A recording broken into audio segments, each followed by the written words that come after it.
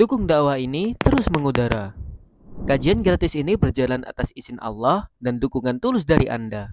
Bersama kita sebarkan kebaikan seluas-luasnya. Yuk jadi bagian dari tim kebaikan kami dengan mendukung operasional dakwah. Jazakumullahu khairan kasiran. Alhamdulillahi Rabbil Alamin. Allahumma salli wa sallim wa barik ala Muhammad wa ala ali Muhammad. Allahumma inna nas'aluka ilman nafi'a wa rizqan tayyiba wa amalan mutaqabbala. Allahumma aftah lana kulla khair wa yassir lana kulla umur. Allahumma ansuril mujahidin warhamil mustad'afin wa dammir a'da'ad din wa tmis ala amwalihim. Amin ya rabbal alamin. Alhamdulillah kaum muslimin rahimakumullah. Kita lanjutkan pengajian hadis dari kitab Al-Bulaghah karya Ibnul Mulaqqin, dan kita masih membahas tentang masalah salat, yaitu pada hadis 100 faqala al-muallif rahimahullah. Ini masih bab tentang syarat sahnya salat. Wa an Anas radhiyallahu anhu qala jaa arabiyyun, datang orang Arab Badui, fabala, lalu kencing fi ta'ifatil masjid, di sudut masjid. Al-hadis sudah lewat dalam kitab Taharah. Kaitannya dengan bab syarat sah salat adalah bahwa termasuk syarat sah salat itu tempatnya harus suci dari najis. Maka kalau ada najis di masjid harus segera dibersihkan, karena kalau tidak dibersihkan menyebabkan salatnya tidak sah. Bagaimana kalau ada kencing tikus? Apakah najis? Najis. Ada tai cicak, apakah najis? Najis. Jadi semua hewan yang haram dimakan kotorannya najis. Kencing tikus, kencing kucing, tai tai cicak dan sebagainya. Itu pokoknya yang haram-haram itu maka najis. Tapi kalau yang dagingnya halal seperti ayam, maka tainya atau kotorannya tidak najis. Berikutnya 101, wa an Abi Hurairah radhiyallahu anhu qala sallalana, telah salat bersama kami Rasulullah sallallahu alaihi wasallam. Salat apa? Salat al-asri. Fasallama, lalu beliau salam fi rak'ataini, pada 2 rakaat. Berarti beliau lupa ini. Faqama dzul yadain, maka berkatalah dzul yadain, orang yang punya 2 tangan, maksudnya tangannya panjang. Faqala, dia mengatakan, ya Rasulullah, aku qasurat, apakah qasar, apakah menjadi pendek as-salatu, salat itu? Maksudnya apakah Anda mengqasar salatnya?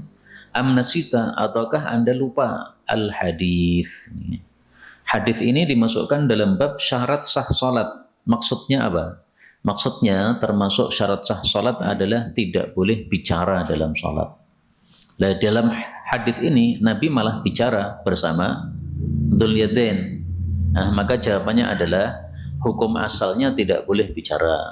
Tapi ketika terpaksa bicara, maka dimaafkan. Contohnya terpaksa bagaimana? Ini tadi. Rasulullah salam baru 2 rakaat. Setelah salam para sahabat itu bisik-bisik, ini sebenarnya Nabi lupa atau bagaimana? Akhirnya dzul yadain tanya, ya Rasulullah, Anda ini lupa atau memang sengaja qasar? Nah, pertanyaannya kenapa tidak langsung saja, ya Rasulullah, Anda itu salah baru 2 rakaat. Kenapa mereka bertanya? Ya, mereka bertanya itu karena zaman dulu masih sering turun wahyu, sehingga kadang-kadang ada perubahan. Ya, dulu kan di awal Islam salat itu berapa? 2, gitu. Salat itu 2. Jadi salat duhur ya 2, salat asar ya 2, salat isya ya 2, kalau maghrib tetap 3. Nah, kemudian oleh Allah diubah. Sekarang salat yang safar 2, salat yang mukim jadi 4. Nah, maka pas kasus ini mereka tanya kepada Nabi, bisa jadi ini perubahan lagi. 4 diubah menjadi 2 lagi. Nah, maka mereka tidak berani langsung menyalahkan karena kemungkinan masih ada perubahan-perubahan wahyu di masa Nabi Shallallahu Alaihi Wasallam. Nah, sehingga dialognya mereka ini terpaksa. Adapun kasus sekarang, contohnya terpaksa adalah seorang imam salah, sudah ditasbihi berkali-kali tapi nggak paham-paham. Dia sujud, kemudian kita tasbihi. Dia akhirnya duduk, kita tasbihi. Kemudian dia bangkit, kita tasbihi lagi. Akhirnya dia bingung, salahnya apa? Nah, maka kita kemudian mengatakan dengan terpaksa. Kita mengatakan belum rukuk Pak. Jadi dia dari berdiri langsung sujud Pak. Nah, sementara mestinya kan rukuk dulu. Nah, dia nggak sadar bahwasanya dia baru berdiri langsung sujud. Maka ketika ditasbih dia duduk, ditasbih lagi dia sujud lagi, ya salah terus. Akhirnya dia bingung. Nah, terpaksa kita ngomong nggak apa-apa. Contoh yang lain dicontohkan oleh para ulama, seandainya kita sedang salat, kemudian melihat ada orang buta akan masuk dalam satu sumur. Jadi satu langkah lagi dia nyemplung sumur nih, karena dia buta, nggak kelihatan. Nih. Nah pas sholat kita terpaksa, awas Pak, sumur, terpaksa. Karena kalau kita harus mendekati dia, sumurnya masih agak jauh dari kita. Nih. Kita berada di dalam masjid, sumurnya di luar masjid. Nah, terpaksa teriak supaya dia tidak nyekur sumur. Nah itu terpaksa, boleh, sholatnya tidak batal. Adapun kondisi normal, kita bicara pada saat salat, salatnya batal. Berikutnya 102 wa an ibni Mas'udin radhiyallahu anhu annahu alaihi salam qala idza qa'ada jika duduk ahadukum salah satu kalian falyakul hendaklah mengucapkan at-tahiyyatu lillah dan seterusnya fadzakaraha dia menyebutkan secara sempurna. Ila an qala sampai beliau bersabda thumma yatakhayyar kemudian dia itu memilih minal mas'alati dari permintaan maksudnya doa masya'a terserah dia. Hadis ini dimasukkan dalam bab syarat sahnya salat. Maksudnya apa? Maksudnya sebagian kecil ulama berpendapat termasuk tidak boleh bicara di dalam salat adalah kalau kita membaca doa buatan kita sendiri, nggak boleh. Jadi kalau kita dalam salat, doanya harus doa dari Quran atau doa dari sabda Nabi Sallallahu Alaihi Wasallam. Tapi pendapat yang lebih populer adalah boleh membaca doa meskipun buatan kita sendiri.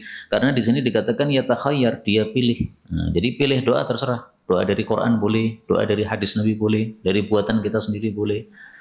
Nah kemudian masih ada perselisihan lagi. Bagaimana kalau doa buatan kita sendiri tapi pakai bahasa Indonesia atau bahasa Jawa? Nah ini diperselisihkan lagi. Ada dua pendapat. Pendapat pertama, tidak boleh sholat dengan bahasa non-Arab. Berarti kalau pakai bahasa non-Arab bagaimana? Doa dengan bahasa Indonesia, sholatnya batal. Nah pendapat yang kedua mengatakan manusia dibagi dua. Yang bisa bahasa Arab tidak boleh non-Arab. Yang tidak bisa bahasa Arab boleh non-Arab. Maka panjenengan kalau bisa bahasa Arab, doanya harus diubah menjadi bahasa Arab. Tapi kalau tidak bisa, ya namanya tidak bisa, dimaafkan. Lebih baik pakai pendapat pertama ya. Hati-hati, jangan pakai bahasa non-Arab pada saat salat. 103 wa an Sahl bin Sa'd radhiyallahu anhu qala Rasulullah sallallahu alaihi wasallam man nabahu barang siapa yang mengenainya syai'un sesuatu fi salatihi dalam salatnya falyusabbih maka hendaklah tasbih fa innahu karena sesungguhnya dia itu idza sabbaha apabila dia bertasbih ultufita ilaih ditoleh kepada orang yang tasbih tadi wa innama adapun tiada lain at-tasfiqu tepuk tangan itu lin nisa'i bagi para wanita. Kaum muslimin rahimakumullah, hadis ini menunjukkan bahwa kalau kita terpaksa bicara pada saat salat, maka caranya supaya salatnya tidak batal yaitu bertasbih. Misalnya imamnya salah, nih. Nah kita kalau mengatakan kepada Pak Imam salah, nah itu kan batal salat kita. Supaya tidak batal bagaimana? Tasbih, subhanallah. Ganti ini.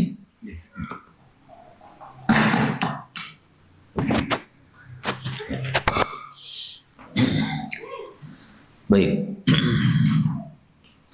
Maka kalau bicara kepada Allah yaitu dengan tasbih, salatnya tidak batal. Ya. Tapi kalau bicara kepada manusia, maka salatnya baru batal. Kemudian hadis ini ada ceritanya. Ceritanya waktu itu Abu Bakar As-Siddiq jadi imam. Di tengah-tengah beliau jadi imam, tiba-tiba Rasulullah datang. Asalnya Rasulullah gaib karena beliau sakit. Nah begitu Rasulullah datang, para sahabat itu kemudian tepuk tangan ini. Nah, maka Abu Bakar As-Siddiq akhirnya menoleh. Ada apa toh kok orang-orang tepuk tangan ini? Nah, setelah selesai sholat, Rasulullah kemudian menjelaskan, nanti kalau terjadi seperti ini lagi, jangan tepuk tangan, tapi hendaklah bertasbih. Karena kalau makmumnya bertasbih, pasti imamnya kalau nggak paham maksudnya dia akan noleh. Ya. Nah itulah yang dimaksud idza sabbaha ultufita ilaih. Kalau seseorang tasbih akan ditoleh kepadanya, seperti kasusnya Abu Bakar tadi, dia noleh ke belakang untuk melihat ada apa kok ditasbihi. Maka hadis ini sekaligus menunjukkan bolehnya seseorang salat menoleh apabila memang diperlukan. Jadi hukum asalnya salat itu harus khusyuk, Pak, menghadap ke arah depan. Tapi kalau terpaksa menoleh gimana? Boleh. Misalnya tiba-tiba ketika kita salat tiba-tiba ada suara ya, kerontang misalnya gitu. Nah kita terpaksa menoleh. Ini malam-malam ada suara apa ini? Apakah maling? Apakah bukan? Nah, noleh dengan sebab terpaksa atau butuh seperti itu tidak dilarang. Makanya kaedahnya mengatakan al-hajah tuzilul karahah. Kondisi perlu menyebabkan makruhnya jadi hilang. Asalnya makruh noleh, tapi menjadi tidak makruh. Adapun untuk perempuan, maka kalau ada sesuatu dalam sholat, caranya dia memberi kode bukan dengan tasbih, tapi dengan tepuk tangan. Nah, cara tepuk tangannya itu ada dua. Yang pertama, telapak tangan kanan, bagian dalamnya dipukulkan kepada telapak tangan kiri bagian luar ini. Dan ini gerakannya lebih ringan, karena ketika kita sedekap kemudian tepuk begini, nah berarti satu tangan saja yang bergerak. Cara yang kedua, telapak tangan kiri dibuka, telapak tangan kanan ambil dua jari, tepukkan ini. Nah kalau seperti ini gerakannya lebih banyak, karena berarti seandainya kita sedekap, nah kita harus ngangkat telapak tangan kiri, terus ngangkat telapak tangan kanan. Karena itu lebih bagus cara yang pertama tadi ya, jadi langsung ditepuk begini. Berikutnya 104 wa ani bin Mas'ud radhiyallahu anhu anna nabiyya sallallahu alaihi wasallam shalla dhuhra. Beliau salat zuhur khamsan 5 rakaat, berarti lupa. Fasajada, maka beliau sujud sajdataini, 2 kali sujud ba'dama salam, setelah beliau salam. Hadis ini menunjukkan bahwa kalau seseorang itu salatnya 5 rakaat tetapi tidak sengaja, maka salatnya tidak batal. Lah kapan 5 rakaat itu batal? Kalau disengaja. Zuhur sengaja 5, batal. Asar sengaja 5, batal. Isya sengaja 5, batal. Maghrib sengaja 4, batal. Jadi kenapa dimasukkan dalam bab syarat sah salat? Artinya apa? Tidak sah salat kita kalau kita tambah-tambahi dengan sengaja. Mestinya 2 kita tambahi jadi 3, batal. Mestinya 4 kita tambah jadi 5, batal. Nah di sini kenapa tidak batal? Tidak sengaja, dimaafkan. Kemudian hadis ini bicara tentang sujud sahwi. Sujud sahwi itu 2 kali sujud. Kapan waktunya? Di sini dikatakan ba'da, setelah salam. Ada 3 pendapat. Pendapat pertama sebelum salam, ini mazhab Syafi'i. Pendapat kedua setelah salam, ini mazhab Hanafi. Pendapat ketiga bisa sebelum, bisa setelah. Ini mazhab Maliki. Kalau kekurangan di dalam sholat, maka salamnya sebelum, sujudnya sebelum. Tapi kalau ada penambahan dalam sholat, maka sujudnya setelah salam. Ringkasnya ada perselisihan pendapat. Nah, panjenengan mau mau sujud sebelum salam atau setelah salam, semuanya sah. Panjenengan baca 105.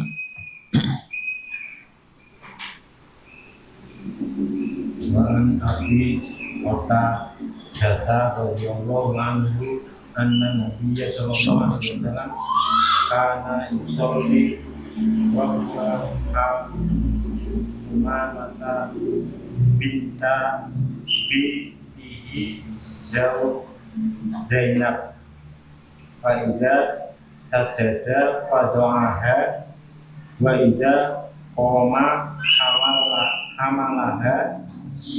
Dari Abu Qatadah radhiyallahu anhu bahwasanya Nabi sallallahu alaihi wasallam karena adalah biasanya yusolli salat wa huwa dalam keadaan hamilun menggendong Umamata, cucu beliau namanya Umamah.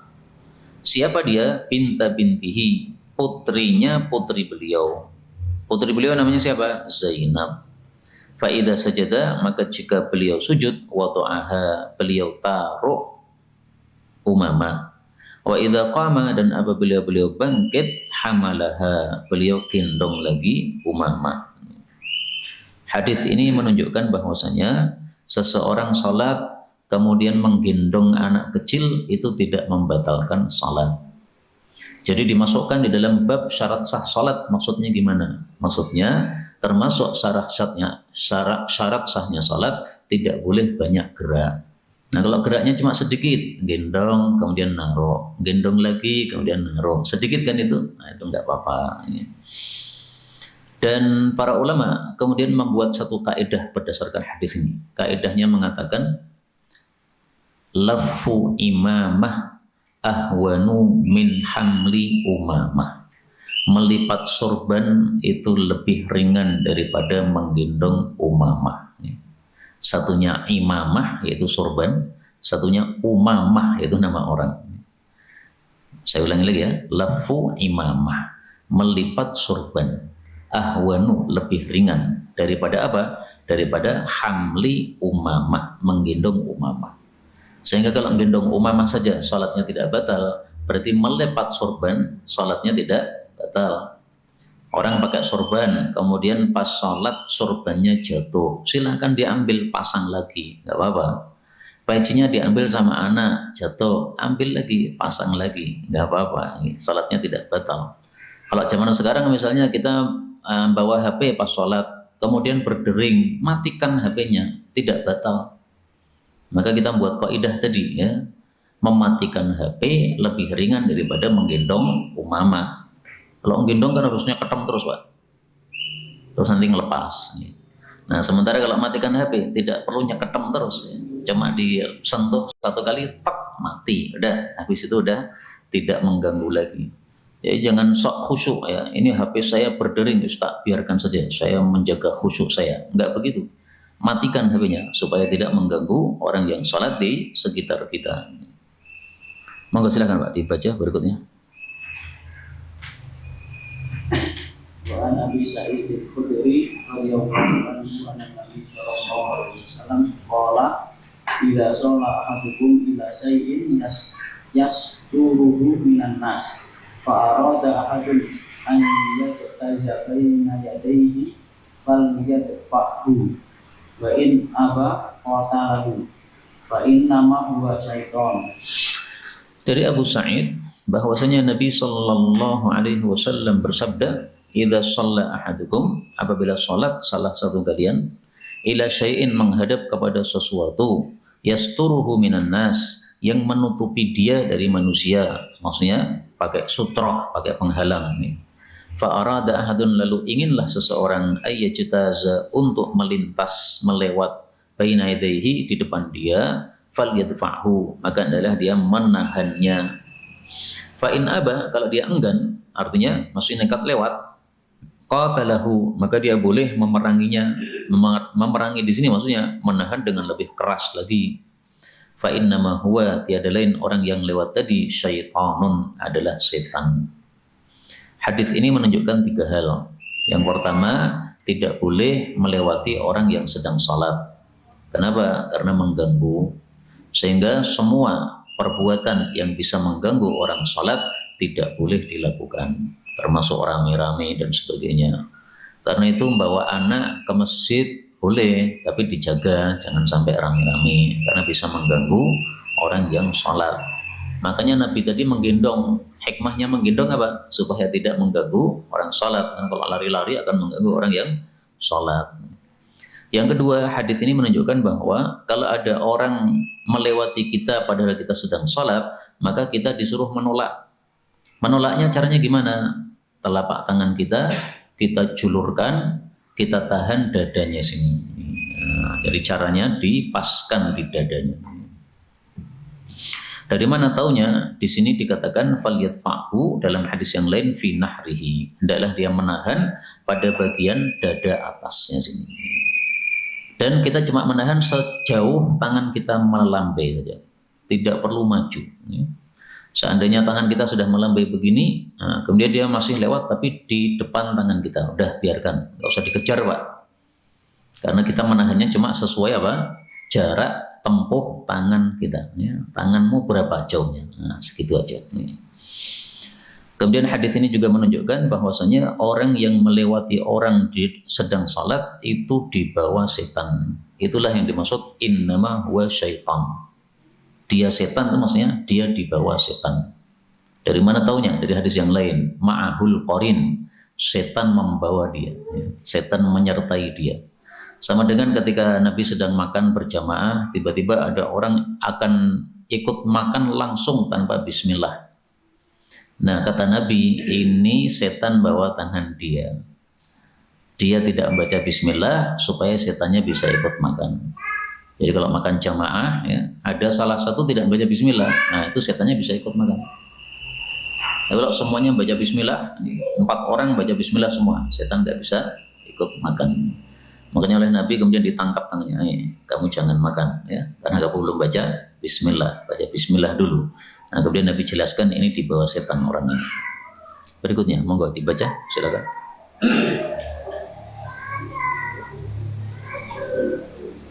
An Sahlin, enggak kelihatan apa?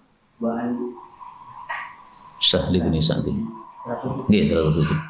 Wa'an Sahli bin Sa'id radhiyallahu anhu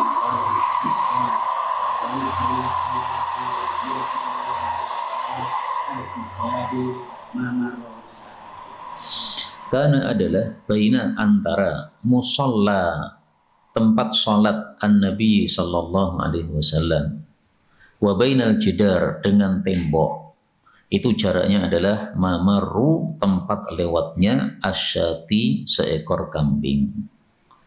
Maksudnya adalah kalau kita salat maka jarak antara kepala kita ketika sujud dengan sutroh yang ada di depan kita ketika kita salat itu jaraknya sekitar 1 jengkal.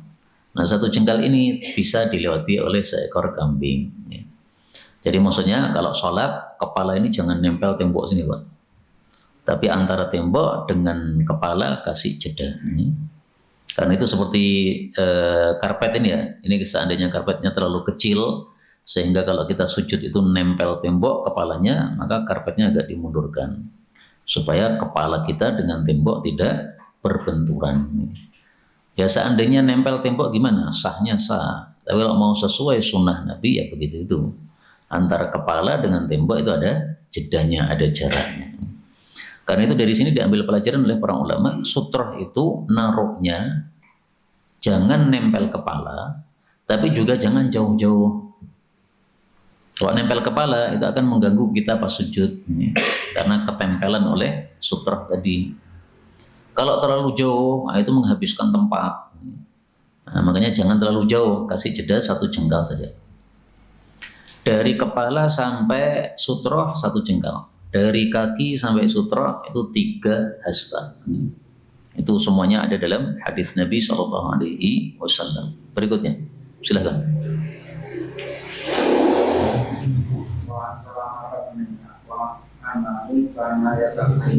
Yataharra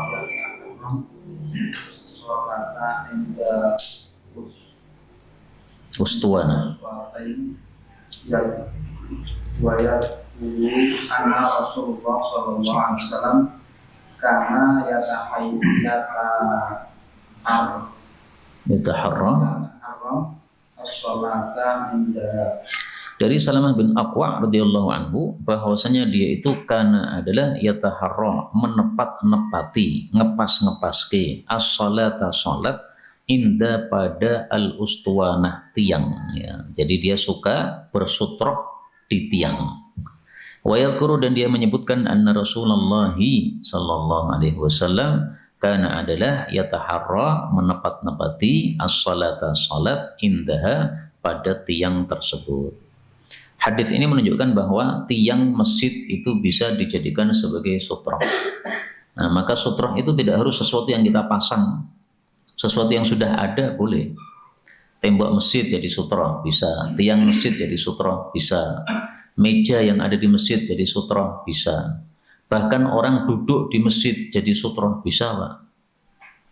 Ada orang duduk di shaf pertama, panjenengan sholat di shaf yang kedua. Kemudian menjadikannya sebagai sutroh, boleh. Nah, sehingga kalau ada orang mau lewat di hadapan orang yang duduk tadi bisa, ya, karena sudah ada apa? Sutranya. Nah, bagaimana kalau orang duduk tadi pergi? Nah, kalau orang duduknya pergi, panjenengan bisa masang sutra sendiri. Misalnya di kantong ini ada pensil, pensilnya ditaruh jadi sutra. Atau seperti sebagian ulama, pecinya dilepas, dipasang di depan jadi sutra. Jadi sutra itu pembatas antara orang sholat dengan orang yang lewat di depannya. Itu sepele, sederhana. Apapun yang bisa kita taruh di depan bisa. Kalau seperti saya biasanya kacamata nih Pak, dilepas nih, taruh depan. Sudah jadi sutra. Nah, maka tidak harus sesuatu yang tinggi sutra itu ya. Kalau di sini memang ustuwanah itu tinggi.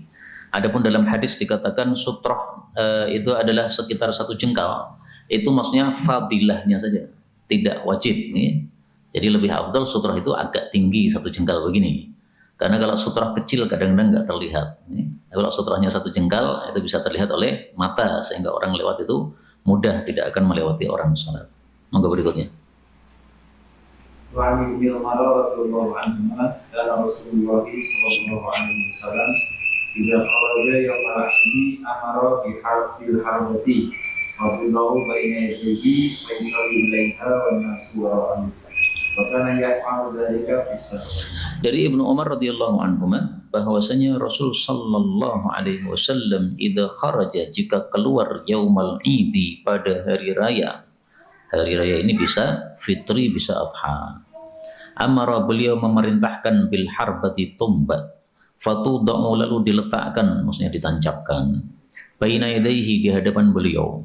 Fayusalli ilaiha lalu beliau salat menghadap tumba. Wan nasu wara'ahu sementara orang-orang di belakang beliau.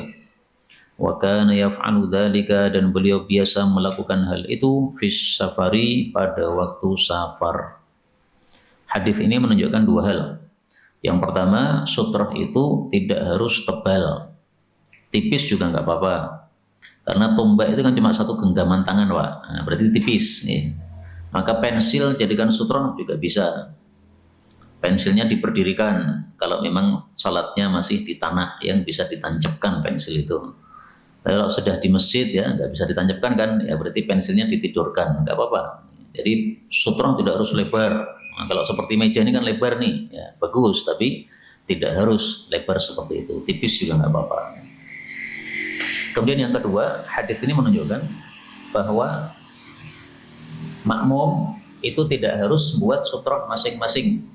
Jadi makmum itu sutrahnya ngikut imam. Imamnya sudah buat sutrah, itu sudah berlaku untuk seluruh makmum. Karena itu kalau ada orang yang salat berjamaah kemudian batal, sementara kalau dia mundur membelah shaf itu susah, dan dia lebih mudah untuk melewati di hadapan shafnya makmum, itu nggak apa-apa. Karena shafnya makmum sudah terhitung dengan sutrahnya imam. Sutrahnya makmum sudah dicukupi oleh sutrahnya imam. Nah, sehingga kita salat di tengah sini ya. Kemudian pintunya di selatan sana. Nah, kalau kita membelah shaf 2 dibelah, shaf 3 dibelah, shaf 4 dibelah, mengganggu banyak orang lagi. Nah, sementara pintu di selatan, kita bisa langsung lewat. Melewati orang-orang yang sedang menjadi jamaah salat, berjamaah salat, enggak apa-apa. Adapun yang dilarang itu kalau ada orang salat sendiri kita lewati, itu nggak boleh. Tapi kalau orang salat berjamaah sebagai makmum kita lewati karena satu keperluan tadi, karena batal dan sebagainya, nggak apa-apa. Berikutnya monggo silakan. Wa an Abi Juhaini billahi Abi Harisi al-Ansari radhiyallahu anhu qala Rasulullah sallallahu alaihi wasallam lau ya'lamu ma baina yadai muswadi mada alaihi lakana an ya'ima arba'ina khairan ayyamu baina yadai mada alaihi qala Abu Nadr la adri qala arba'ina yauma au sahran au sana. Rasul sallallahu alaihi wasallam bersabda, Kalau ya'lamu tahu almaru orang yang lewat baina yadayil musalli di depan orang salat, tahu apa? Tahu madza alaih, apa yang menjadi tanggungan dia, maksudnya dosa. Lakana ayyaqifa, sungguh bahwasanya dia berhenti maksudnya nunggu arba'ina selama 40, nah itu khairan lahu, itu lebih baik bagi dia min ayyamurra, daripada nekat lewat baina yadaihi, di hadapan orang yang salat tadi. Kemudian diriwayatkan juga oleh Imam Bukhari dengan lafal madza alaihi minal itsm, sesuatu yang menjadi tanggungan dia berupa dosa. Qala Abu Nadhr, perawi hadis ini mengatakan, la adri, saya tidak tahu, qala arba'in, apakah Nabi mengatakan 40 yauman hari, au syahron atau 40 bulan, au sanatan atau 40 tahun, saya enggak tahu. Jadi perawinya ragu-ragu, Nabi itu sebenarnya mengatakan 40 ini maksudnya apa? 40 hari, 40 bulan, 40 tahun, 40 menit, 40 detik, saya enggak paham. Tapi tidak ada pentingnya kita mengetahui apakah yang dimaksud itu hari, bulan, atau tahun. Karena semua ini tujuannya adalah untuk mubalaghah. Artinya apa? Kalau ada orang yang sedang salat, kita jangan lewat. Kalau harus menunggu selama 40, silahkan nunggu. 40 detik, tunggu. 40 menit, tunggu. 40 hari, tunggu. 40 pekan, tunggu. 40 tahun, tunggu. Dan tidak mungkin Pak, kita nunggu sholat sampai 40 hari, nggak mungkin, ya kan? Karena ini semuanya mubalaghah. Tidak bakal orang sholat lamanya sampai 40 hari, nggak mungkin. Sholat apa itu? Memang dia tidak ngantuk, memang dia tidak lapar, nih. Nah, maka tidak mungkin 40 hari. Paling-paling 40 detik, ya kan? Atau 40 menit. 40 menit sudah lama itu Pak. Sholat 40 menit dari jam 12 sampai jam 1 kurang 20 menit, lama sekali. Baik. Kemudian hadis ini sekaligus menunjukkan bahwasanya melewati orang salat adalah dosa. Karena itu orang yang salat kalau dilewati dia disuruh untuk menahan. Kenapa disuruh untuk menahan? Karena ini termasuk ta'awanu 'alal birri wat taqwa. Orang yang melewati berdosa, ya kan? Kalau kita tidak menahan, berarti kita membiarkan orang berbuat dosa. Enggak boleh. Rasulullah bersabda, "Man ra'a minkum munkaran falyughayyirhu." Yang melihat kemungkaran hendaklah mengubah kemungkaran. Nah, maka dia menahan itu dalam rangka ta'awanu 'alal birri wat taqwa. Berikutnya hadis 111, wa an Sahl bin Sa'din anna nabiyya sallallahu alaihi wasallam jaa, datang. Datang maksudnya datang ke masjid. Wa Abu Bakrin fi shalah, sementara Abu Bakar sedang salat, yaitu menjadi imam. Fasaffaqan nasu, lalu orang-orang bertepuk tangan untuk ngasih kode Abu Bakar.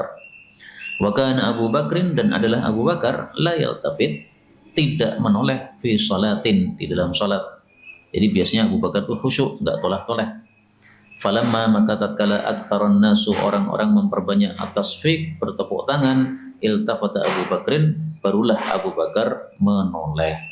Wa dzakara al-hadis, dan dia menyebutkan lanjutan hadis. Jadi maksudnya hadisnya ini diringkas. Hadis ini menunjukkan apa? Bahwasanya orang yang sedang salat, kalau dia terpaksa menoleh, maka salatnya tidak batal. Hadis ini juga menunjukkan bahwasanya orang yang sedang salat, kalau dia itu bergerak dengan gerakan yang sedikit, maka salatnya tidak batal. Karena ketika para sahabat bertepuk tangan, ini ada gerakan, tapi gerakannya kan sedikit. Nah, karena gerakannya sedikit, tidak membatalkan salat. Seandainya gerakannya banyak, salatnya batal. Salat sambil jogging, nah, jogging kan gerakannya banyak itu, ya, salatnya batal. Berikutnya lagi 112, wa an Ibnu Abbas radhiyallahu anhu ma qala Rasulullah sallallahu alaihi wasallam. Umirtu, saya disuruh, maksudnya oleh Allah, alla akfita, supaya saya tidak menahan athiyaba, baju, wala sya'ar, tidak pula rambut. Taqaddama, sudah lewat, fil babi qablah, pada bab sebelumnya. Hadis ini menunjukkan kalau salat hendaklah menjaga khusyuk. Bagaimana menjaga khusyuk itu? Kalau sujud, sujud saja.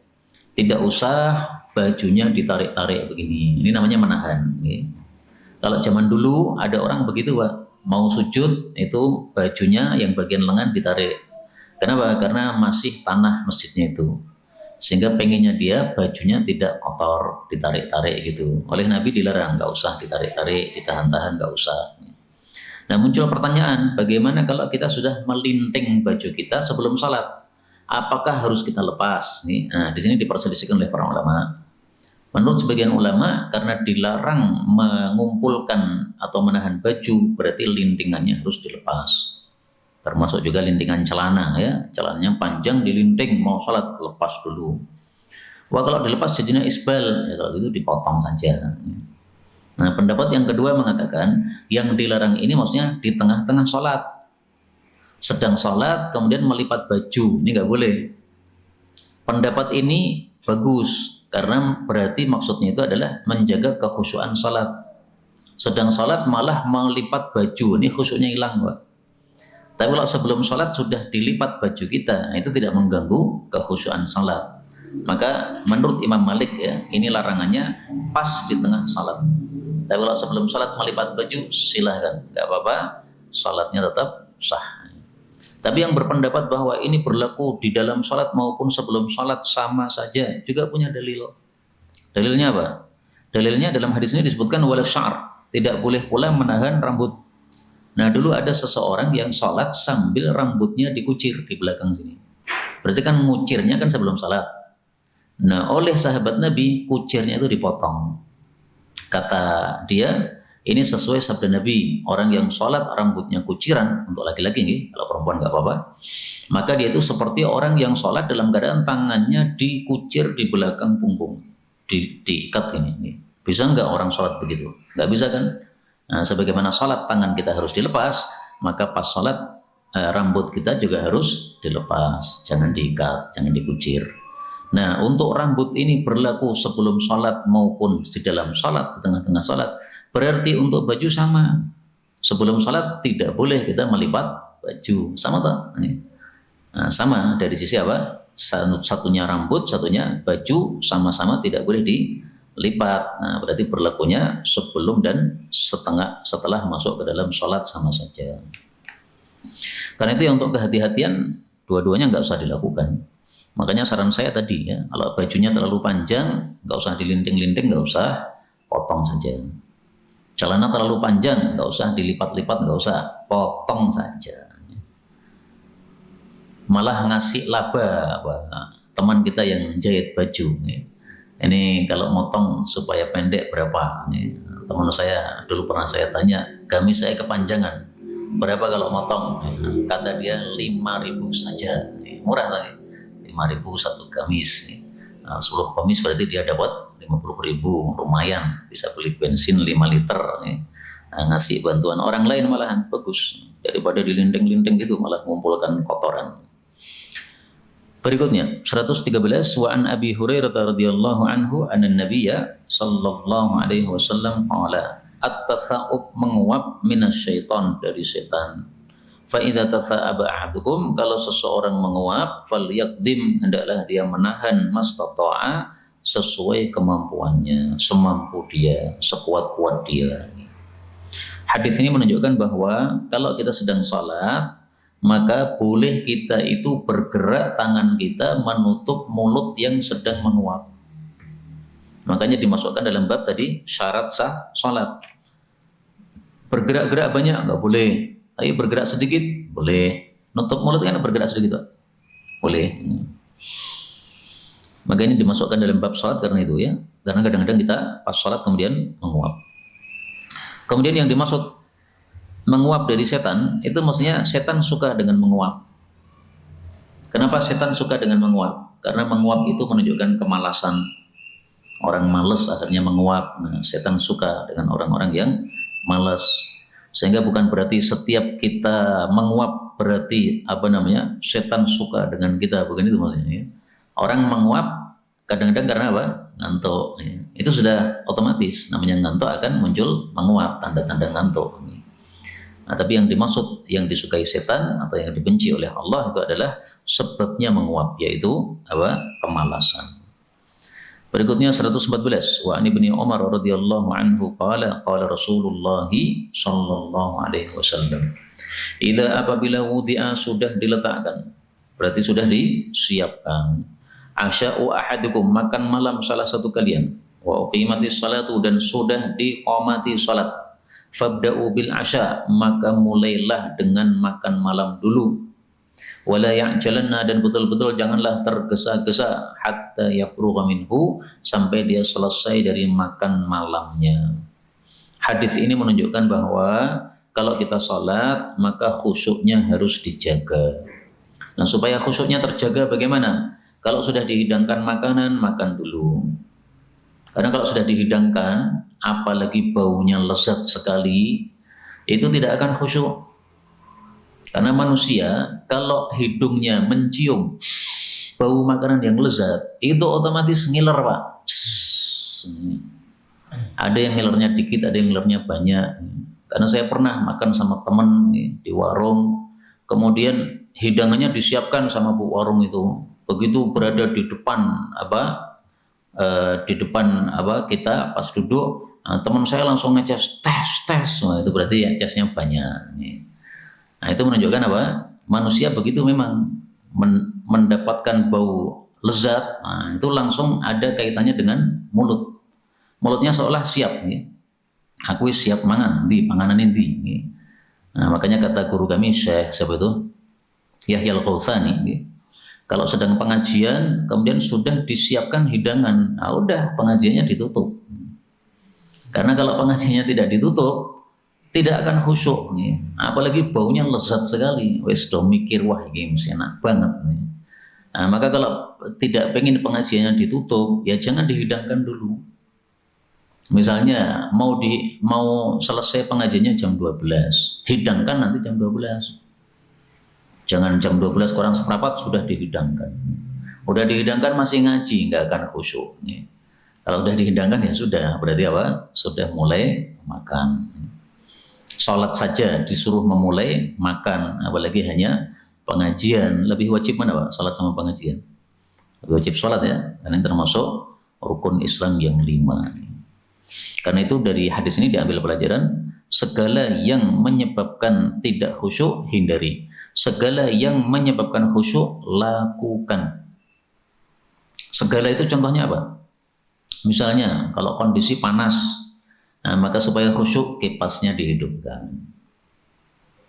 Kalau sedang banyak nyamuk, supaya khusyuk dikasih autan dulu. Jadi pakai autan dulu supaya tidak terganggu oleh nyamuk. Kemudian juga termasuk supaya kita khusyuk adalah tadi ya, anak-anak diatur supaya tidak ramai, karena kalau ramai menyebabkan gangguan terhadap kekhusyuan kita. Kemudian para ulama mengatakan juga, kalau dihidangkan makanan, tetapi makanan itu tidak menarik kepada kita, maka boleh kita sholat dulu, makanannya nanti. Karena sama saja, kita makan maupun sholat itu tidak ada gangguan sama sekali. Jadi misalnya panjenengan tidak suka makanan ayam bakar misalnya, kemudian dihidangkan ayam bakar, nggak tertarik sama sekali panjenengan, ayam bakar senang aku, nah, maka silakan sholat nggak apa-apa, karena panjenengan sholat maupun tidak sholat, ayam bakar yang sudah dihidangkan itu sama sekali tidak mengganggu panjenengan. Nah, maka berarti para ulama memahami hadis ini tidak tekstual, Pak, tapi memahaminya sesuai dengan taklil. Ilatnya apa tahu? Kenapa kalau dihidangkan kita disuruh makan? Kenapa? Ilatnya apa? Ilatnya supaya khusyuk. Nah, kalau begitu, kalau makanannya tidak menarik, maka tidak harus mendahulukan makan, karena ilatnya sudah ketemu. Ini yang dapat kita baca, benar dari Allah. Kalaupun ada salahnya, fa astaghfirullahaladzim wa lakum walhamdulillahirabbil alamin. Ada pembahasan sebelum kita tutup? Monggo. Terkait dengan larangan orang sholat. Ya. Saya itu 2 atau 3 kali menemui di santri itu ada yang sholat, pas sholat itu tidak ada kalau yang lain yang menunjukkan. Atau mungkin karena belum hari. Karena saya pahami Karena nanti ada ya lewat di depan sholat itu karena belum makan atau memang ada makan. Yang dilewati orang sholat sendirian atau orang sholat jemaah? Jamaah, makmum.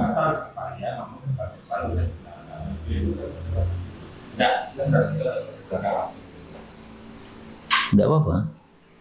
Karena sutrohnya makmum sudah dicukupi oleh sutrohnya.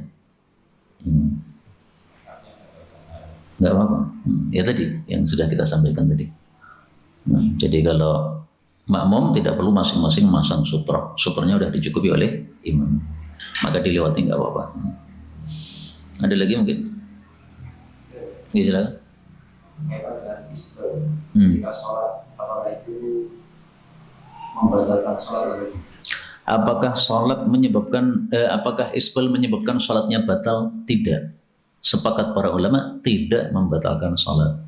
Hanya apakah sholatnya berpahala atau tidak. Nah itu ada hadis di dalam Riyadhus Shalihin, la yaqbalu Allahu sholata musbil. Allah tidak menerima sholatnya orang yang isbal. Kalau hadis ini kita anggap sahih, berarti menunjukkan orang sholat dalam keadaan isbal pahalanya 0. Enggak diterima itu artinya apa? Pahalanya 0. Jadi kata-kata Allah menerima itu maksudnya ngasih pahala. Allah tidak menerima itu maksudnya Allah enggak ngasih pahala. Orang mabuk minum minuman keras 40 hari sholat tidak diterima oleh Allah. Bukan berarti sholatnya tidak sah ya. Sholatnya sah tapi pahalanya 0. Kenapa pahalanya 0? Karena kamu nekat minum minuman keras. Dihukum oleh Allah 40 hari sholatnya pahala 0. Kalau begitu saya tidak sholat sekalian, tambah dosa. Tapi kalau dia sholat, gugur kewajibannya, pahalanya 0. Nah tapi pendapat para ulama banyak yang mendhaifkan hadis tersebut. Bahwasanya orang yang sholat isbal, sholatnya tidak diterima oleh Allah. Itu hadisnya dhaif. Kalau hadisnya dhaif berarti tidak bisa kita katakan pahalanya 0. Karena masalah pahala itu masalah gaib, tidak terlihat. Sehingga kalau kita menentukan ini pahalanya 0 atau pahalanya 10 atau pahalanya 30, itu harus ada dalil yang sahih. Nah dalam hal ini pendapat yang lebih kuat insya Allah hadis itu dhaif. Karena dhaif tidak bisa dijadikan sebagai dasar. Jadi kalau ada orang salat dalam kondisi isbal bagaimana? Salatnya sah dan masih dapat pahala. Sesuai dengan kondisi awal ya, namanya orang salat dapat pahala.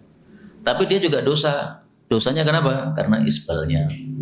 Nah sekarang banyak mananya pahala salat atau dosanya isbal? Lebih banyak mana?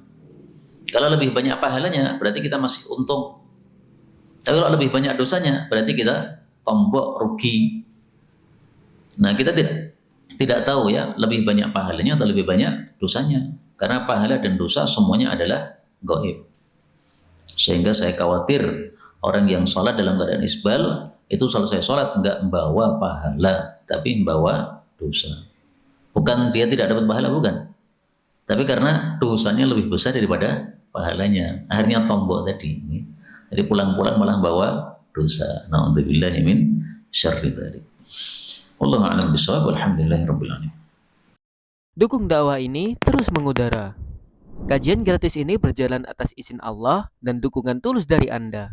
Bersama kita sebarkan kebaikan seluas-luasnya. Yuk jadi bagian dari tim kebaikan kami dengan mendukung operasional dakwah. Jazakumullahu khairan katsiran.